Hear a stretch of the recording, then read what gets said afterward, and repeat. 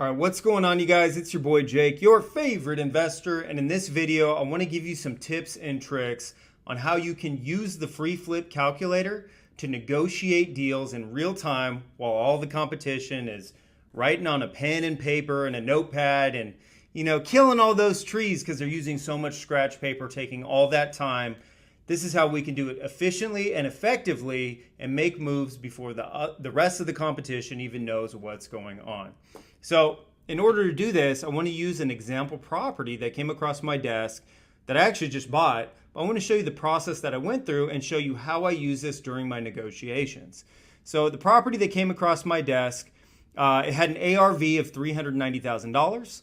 They were asking $300,000, and based on the pictures, it needed a new kitchen, needed some new windows and flooring, roof looked pretty good, central heat and air was good. But based on the pictures, I estimated between $35,000 and $40,000 in rehab based on what I've done in that market before, what I know the price points are, and so forth. Now, holding costs are typically about 1 or 2% of the purchase price. So we said $3,000 in closing costs, another $3,000 in holding costs. That's right about standard for a 6-month project, which we have right here on our time frame, 6 months. And going in, based on how this is structured, I haven't filled out anything with my hard money lender, haven't filled out anything with gap funders, if you're using a gap funder to be truly 100% other people's money. And just based on the way that it looks, as is, if I was to give them what the seller was asking for the property, I would make $18,000, and that's if I use my own cash. Okay, my criteria is after using someone else's money and paying interest and any type of profit sharing that needs to be included, I need to make 10% as a minimum of the after repair value. So I would need to make $39,000 based on how they were structuring the deal, what they were asking. I would have made $18,650. That is not a deal for me. Could make money. Is it worth my time? No. So when I made an offer on it at first, well, let me put in what my hard money lender would give me. They would give me 70% LTV. They're at 1.9%. And so just paying that the way that it's structured, looks like there's an update there. Let's X out of that. Just based on that structure, I'd make $3,600 on a flip. That means if something goes haywire or if I need to sell the property for a little bit less, I'm looking at having my back against the corner. This isn't a charity. This is a for-profit business. This business allows me to buy my time back so I can invest in other things, create other businesses, do things I enjoy, hang out with my family, coach the kids' teams, right? My lifestyle by design is created based on making money flipping houses, okay? So based on these numbers, we went back and rather than giving them what they were asking, we gave them an offer of $270,000, okay? That's still a no-go, but I also looked at some new comps that came up that the real estate agent had access to, but I personally didn't. And the resale value is $400,000, right? There's a couple of them that sold for $405,000 that I didn't see for whatever reason, running my numbers really, really quickly. So based on that structure, it's a yes, it's a go, okay? Now, another thing that came up was I got 3 bids and a couple of them came in, one at 39, one at 42. So I could get it right there at that 40,000 estimate that I wanted. But the contractor that came in said, hey, look, we can do it at 41 grand.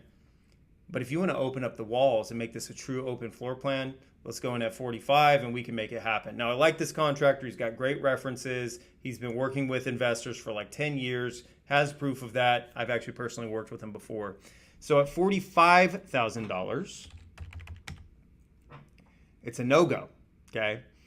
But I told you that there were some comps that came up that had adjusted the after repair value. There's a couple of them that sold for $405,000. With an open floor plan, my ARV can be justified at $405,000. So if you notice, like this calculator is meant to be fluid, right? There's moving pieces in any deal that comes up.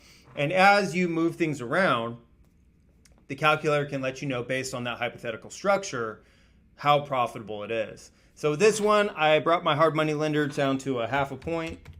My real estate agent said that if for some reason we were off, they would change it to 4.5% commission.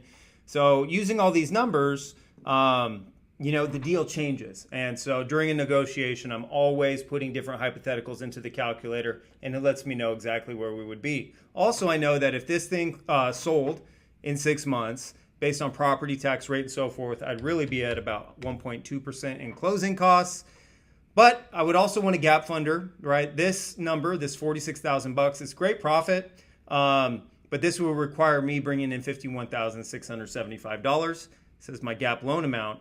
Now, if I brought a gap funder in, they would charge me 12% annual over the course of 6 months, and that would eat into my commission. That's about $3,000 in interest, but it's still a deal where it's at.